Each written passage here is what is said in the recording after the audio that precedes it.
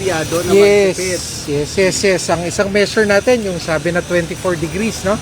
Tapos naglabas din ka, I think it has been circularized, no? Yung 1 hour before, 9 a.m. lang mag-start na. Medyo malamig naman ang panahon no? So 9 a.m. then 4 p.m. sarado na yung mga air conditioning units. May challenge lang kami sa ibang opisina ko. Nasa Negros ako noong last week kasi yung may isang city, Cadiz City, no? Meron silang court na Monday to Thursday. Merong court na Tuesday to Friday. So yung fiscal natin, kailangan Monday to Friday pa rin. So may mga ganun kaming challenge Tapos siguro I've just discussed with my members of my finance committee, no? Siguro pati yung allocation namin on gasoline, pababawasan ko. Kasi meron kami si secretary, ganito number of liters. Si Yusek, ganito. Yung mga hepe, ganito. Pababawasan ko rin. Kasi to help in the whole of country approach in reducing yung natin consumption. Kasi sa dulo, we need to extend yung supply side ng ating ng resources na meron tayo sa Pilipinas. So sir, paano babawasan niyo po engagements or online na lang? Paano po makakompensate? Yes, maraming paraan, 'di ba? Pero definitely hindi dapat mabawasan yung trabaho. 'Di ba? Mabawasan yung mas maging efficient sa mga meetings, no? Mag-collaborate, use social media. What I mean is yung certain applications, no? Mag-online meetings and everything. Basta iba't ibang paraan. Pero yung mga concrete, ngayon ang instructions ko lang, mag-reduce kami ng 20% on our gasoline allocations for the officials, no? Para may direct impact talaga. Yun lang, tulad na nabanggit sa inyo, may ibang opisina may challenge Kasi yung courts, Monday to Friday pa rin Pero dun sa iba namang courts na, yung ibang jurisdictions na Tuesday to Friday, sumunod na lang kami.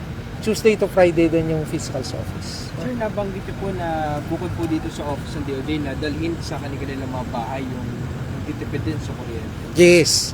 O siyempre mananawagan tayo. Tandaan natin kasi marami rin consumption sa bahay. Kasi sa akin, ambag to ng lahat dapat ito, nananawagan ako sa kapwa natin Pilipino. Hindi lang ho to para makadagdag ng savings sa bulsa. Ang kailangan ho nating masave, mapahaba natin yung supply na meron tayo sa Pilipinas. Kasi talaga naman nung nakakapag-alala, diba? At walang makapagsabi kung kailan magno-normalize tong sitwasyon, no? Dun sa Middle East. And patuloy lang tayong mag-pray lang tayo. Malaking bagay yun, no? So, yun po, mga kapatid. So, ano po yung ginagawa dyan malapit sa gate? Ayan, kasama yun sa retrofitting natin. Kasi diba tulad ng nabanggit, I think, actually we're readying something before the Holy Week, no? Update ko kayo. Pero yan, magre-retrofitting kasi kami dito sa compound na to.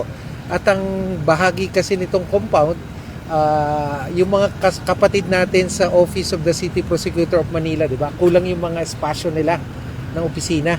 Accommodate na namin sila dito kasi baka malamang bago matapos ang taon, ang DOJ naman ay lilipat din sa mas permanenteng opisina, no? Nasa kalagitnaan tayo nung pag-uusap tungkol doon. Actually, may budget na yon, may approval na sa Office of the President, yung paglipat ng DOJ kasama ang DILG sa may Parañaque. May building doon na nakatayo na. So, lilipat, at ang layunin nun, maiparating natin yung serbisyo ng DOJ na mas epektibo at mas eficiente sa ating mga kababayan. So, update na po sa flood control? Any development? Sa flood control, I think let's wait until siguro latter part of this week or early next week, no? We're coming up, we're consolidating. Basta ganito po, sa DOJ, ang rule namin, of course, deputize kami ni Ombudsman. Wala pong mapepending sa amin. Pag ready na po kami with our recommendations, with our findings, we transmit it already to the Office of the Ombudsman. No? As of now, we cannot yet tell you details, no? Kasi 'di ba until the Ombudsman approves it or disapproves those findings, 'di ba? Hindi pa 'yon pwedeng isalang sa korte. Kasi pwedeng isalang sa korte pag merong findings na may kakasuhan. Pag ang findings naman is walang kakasuhan dahil walang basihan, walang ebidensya or dinisapprove ng Ombudsman, hindi 'yon ipa-file.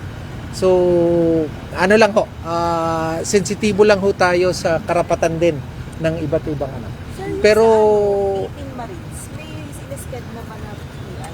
Kasi parang sa, may mga iba't ibang personalities na po yung kanila. And I think, and I remember it's different complaints din from HR. But same response. yes, I cannot say kung naka-schedule na, pero definitely we just follow and subscribe to our rules, no? So pag may nagreklamo, isa-set yan for PI, But for it will PI not hearings. be consolidated. Sa ngayon po, kailangan namin kasi timbangin kung magkakaiba ba yung sitwasyon nila. Kasi kailangan pag-aralan ng ating panel, no? Or ng opisina ni Prosecutor General, no? Kung meron bang pagkapare-pareho.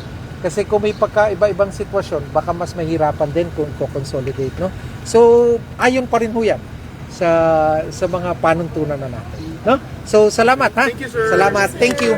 Thank you. But expect next week we'll have a more comprehensive So yung for ICI everything. pala, sir, nag-transmit din po ba sila dito sa DOJ? Yes, we were copy Sa furnished. ICI pala. ICI, we were copy furnished, no? But basically, we will, yung next moves, no? Yung ways forward, no? We're studying yung report ng ICI, and together with the Office of the Ombudsman, we will consolidate yung efforts namin.